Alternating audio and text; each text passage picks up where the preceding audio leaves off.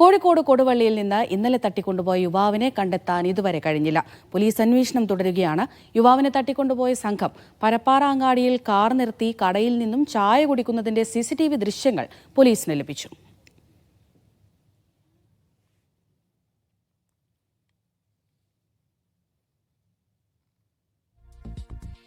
മുഹമ്മദ് അസ്ലം വിവരങ്ങൾ നൽകാനായി ചേരുന്നുണ്ട്. അസ്ലം, നമ്മളിപ്പോൾ കാണുന്ന ഈ CCTV ദൃശ്യം ഇത് എവിടെ നിന്നുള്ള ദൃശ്യമാണ്?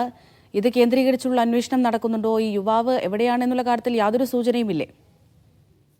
കൊടുവള്ളിക്ക് സമീപം കിഴക്കൂത്ത് പരപ്പാറയിൽ നിന്നാണ് അന്നൂസ് റോഷൻ എന്ന് പറയുന്ന 21 വയസ്സുകാരൻ ഇന്നലെ രാത്രി ഒരു സംഘം തട്ടിക്കൊണ്ടുപോയത്. അദ്ദേഹത്തിന്റെ പിതാവിനെയും പിന്നെ മാതാവിനെയൊക്കെ തട്ടിക്കൊണ്ടുപോകാനായിരുന്നു ആദ്യഘട്ടത്തിൽ ശ്രമം. തടയാൻ ശ്രമിച്ച അന്നൂസ് റോഷനെയാണ് പിന്നെ അവസാനം ഈ സംഘം കൊണ്ടുപോയത്. ഈ വീട്ടിലേക്ക്, അത് അന്നൂസ് റോഷന്റെ വീട് കിഴക്കൂത്ത് പരപ്പാറയിലാണ്. വീട്ടിലേക്ക് വരുന്നതിന് തൊട്ട് മുമ്പേ ഈ പരപ്പാറ അങ്ങാടിയിൽ നിന്നും ഈ സംഘം കാർ നിർത്തി ചായ കുടിക്കാനായി ഇറങ്ങിയതിന്റെ ദൃശ്യങ്ങളാണ്, CCTV ദൃശ്യങ്ങളാണ് പോലീസിന് ഇപ്പോൾ ലഭിച്ചിരിക്കുന്നത്.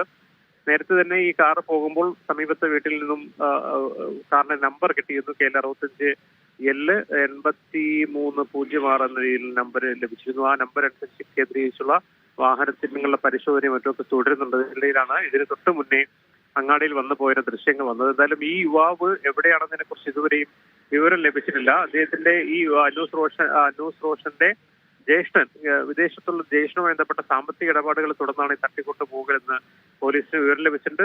വീട്ടുകാരും അക്കാര്യം പറയുന്നുണ്ട്. അത് കേന്ദ്രീകരിച്ച് പണം നൽകാനുള്ള ആളുകളെ കേന്ദ്രീകരിച്ചുള്ള അന്വേഷണത്തിലാണ് പോലീസ്. എന്തായാലും ഇന്നലെ രാത്രി തട്ടിക്കൊണ്ടുപോയ ചെറുപ്പക്കാരനെ കാര്യത്തിൽ ഇതുവരെയും എവിടെയാണെന്ന് കണ്ടെത്താൻ കഴിഞ്ഞിട്ടില്ല. അന്വേഷണം ഊർജിതമാണ്. വൈകാതെ തന്നെ കുട്ടിയെ കണ്ടെത്താൻ കഴിയുമെന്ന പ്രതീക്ഷയാണ് കൊടുവള്ളി പോലീസ് പങ്കുവയ്ക്കുന്നത്.